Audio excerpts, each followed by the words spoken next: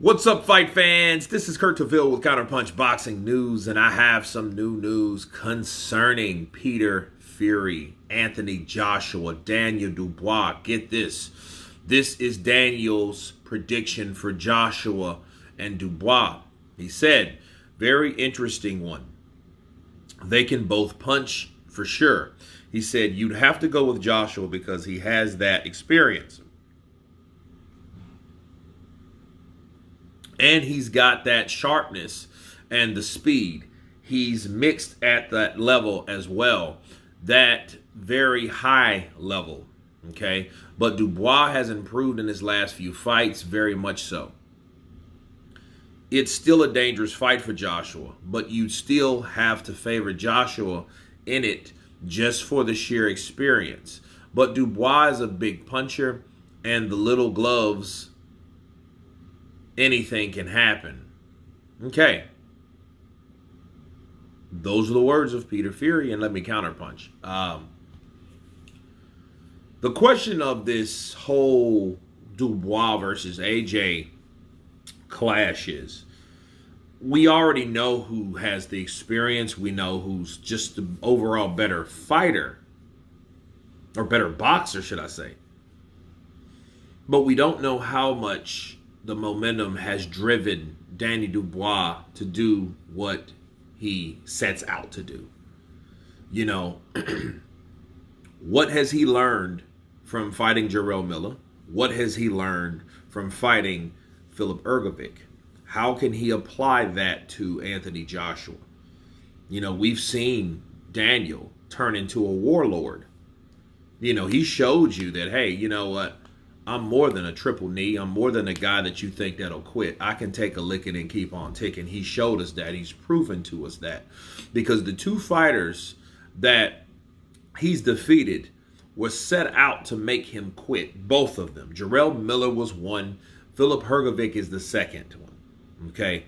And they both thought in their minds that Danny Dubois was going to quit as soon as they applied the pressure. As soon as they stepped on the gas, his ass was going to hit the canvas, and it didn't happen.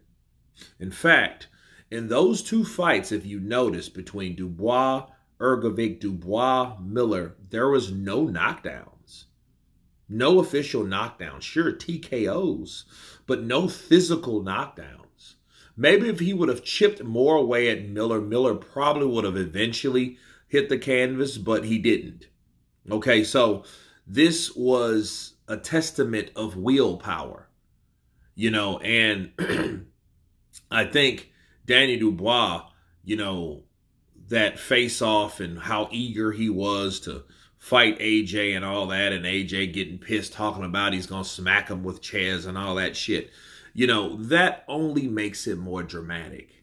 You know what I mean? And what I've learned about Danny Dubois, I think stuff like that helps him too. I think things like those, like that face off, you know, him jumping up, getting his heart rate up in the presence of AJ, you know, I think that helps him in the ring because, you know, those things you think about when you're in there. You think about everything that happened up to that point, and you're at that point. Since you're at that point, you're like, hey, it's going down. And it, you know, and it comes to that certain point where, you know, the explosion's going to happen, and we'll only tell if it goes in his favor or not. You know, and Joshua, you know, I don't know how he's taken Daniel Dubois. I don't know how he's taken Daniel Dubois simply because Daniel Dubois is a guy that may be overlooked. And believe it or not, Jarrell Miller and Philip Hergovic looked at Danny Dubois as an opponent that I don't think they took him as seriously as they should have. Now, as AJ, will he do the same thing? I'm kind of getting to the fight breakdown on my own, but, you know, we will see. Okay? But next week, I will do a fight prediction. I think it's a bit early because, you know, that fight is until September. So I might take my time. But as far as Fury goes, Peter, he's like AJ has the experience, so you got to go with AJ, which is typical. Why? Well, that's true. AJ's been in there, with the both. They both been in there with Usyk, and he's just like AJ's been in there with just way more experience. Guys like Pulev, Klitschko. You got Andy Ruiz twice.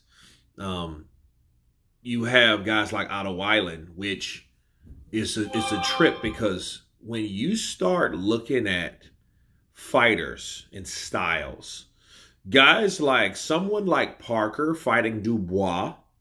Think of Parker if Parker would have fought Dubois, or if Otto Weiland would have fought Dubois.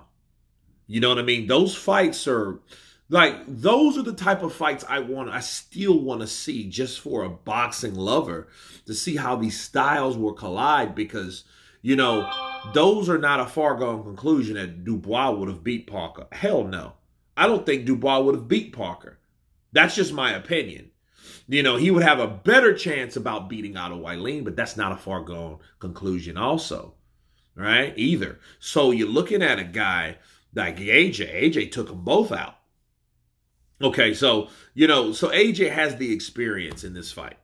The only thing is, what does it gain for these guys to come and collide with each other? And what does it really matter if AJ is not 100% focusing on him talking about other fighters and this, that, and the other? Sitting there with Turkey al-Sheikh and all this, that, and talking about, oh, I want to fight Fury even if you do lose, because he thinks he's going to lose. So let's put a fight together.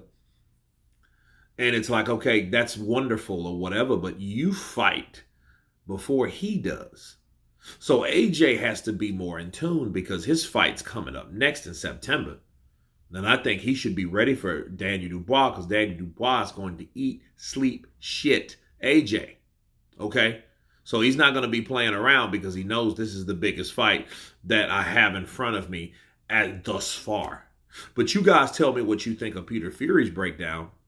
And wait for my own, because it's coming soon. Of course, please subscribe. And you guys been Counterpunch. Peace.